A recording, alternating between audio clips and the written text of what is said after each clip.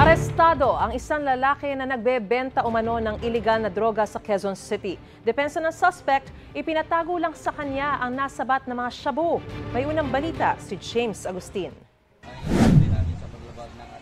Timbog sa drug bypass operation ng pulisya ang isang construction worker sa Barangay Batasan Hills, Quezon City. 3 araw daw nagsagawa ng surveillance sa mga pulis matapos makatanggap ng impormasyon kaugnay sa transaksyon ng sospek.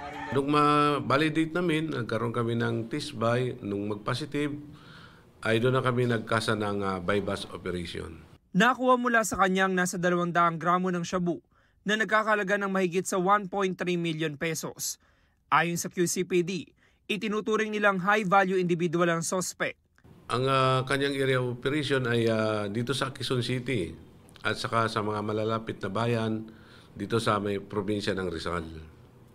Karaniwan po ang kanyang mga parokyano dito ay yung ating mga street level pusher.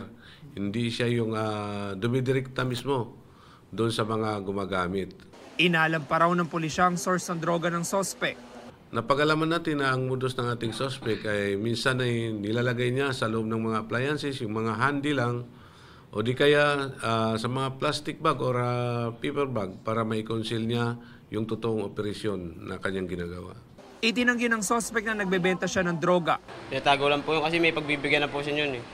Sa kanya po pinatago.